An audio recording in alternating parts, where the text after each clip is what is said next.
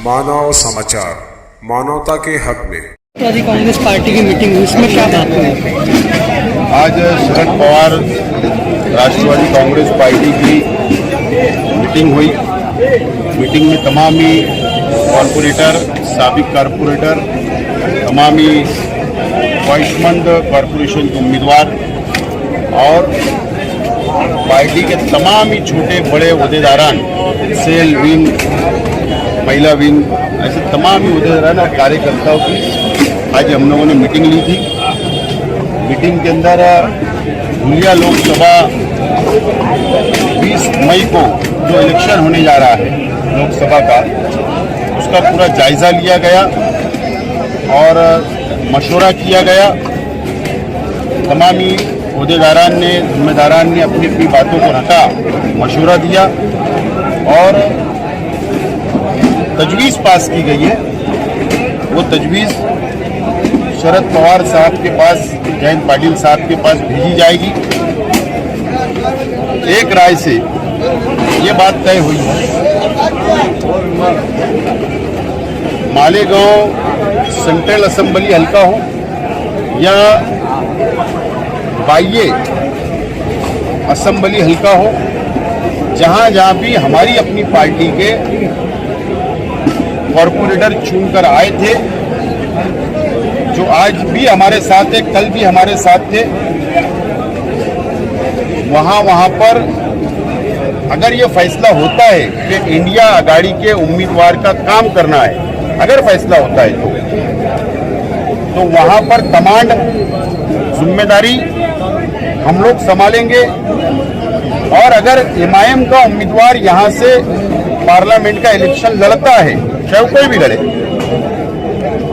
वहां पर जहां सेकंड नंबर पर जो आज हमारे साथ हमारे हारे हुए उम्मीदवार है, वहां पर भी लीड, वहां भी जिम्मेदारियां हम निभाएंगे।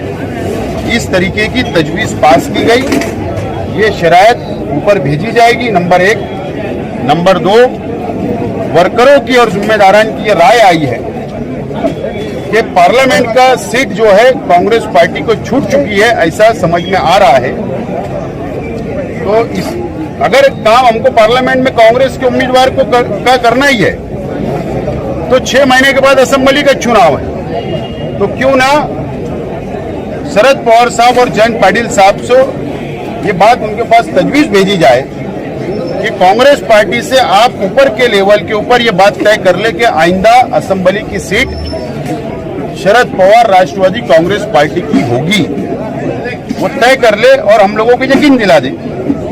ये 2 तजवीज़ पास करके भेजी गई है और उसके ऊपर जो भी फैसला आएगा तो इंशाल्लाह ईद बाद फिर एक मर्तबा पूरे वर्करों की, जिम्मेदारों की, अहदेदारों की मीटिंग ली जाएगी और उस मीटिंग के अंदर आज की तजवीज़ जो पास की उसके अंदर क्या हुआ उसके ऊपर चर्चा की जाएगी और उसके बाद आइंदा का फैसले का ऐलान किया जाएगा। आज की मीटिंग के अंदर ये फैसले हुए हैं। नंबर 3, मैं उम्मीदवार, लोकसभा का उम्मीदवार, ख्वाहिशमंद उम्मीदवार था, आज भी हूं।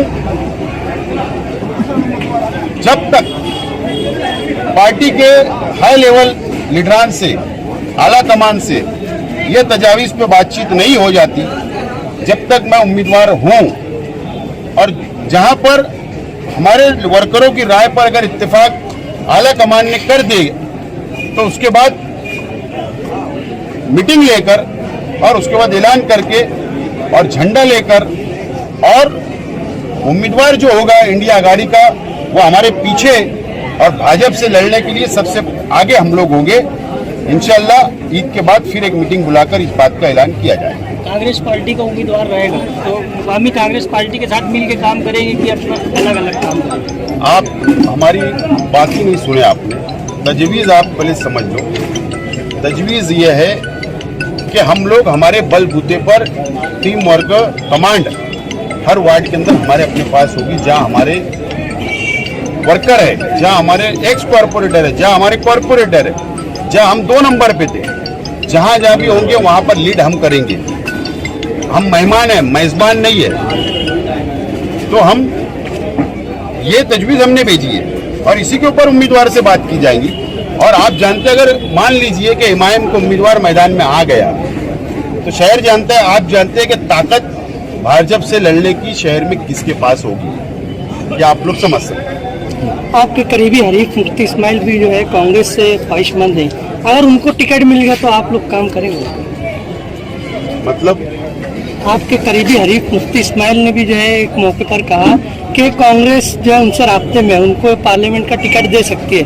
अगर मान लीजिए मुफ्ती इस्माइल को टिकट मिल गया तो आप उनका काम करोगे? फिलहाल मुफ्ती मोहम्मद इस्माइल कासमी साहब उम्रा पे है, उनको उम्रे की मुबारकबाद। मैंने फोटो देखा व्हाट्सएप के ऊपर जोर से चल रहा है, तो उनको मुबारक। मुफ्ती मोहम्मद इस्माइल कासमी साहब को कांग्रेस पार्टी का लोकसभा का अगर टिकट मिलता है तो उसके लिए भी नेक ख्वाहिशात, मुबारकबाद।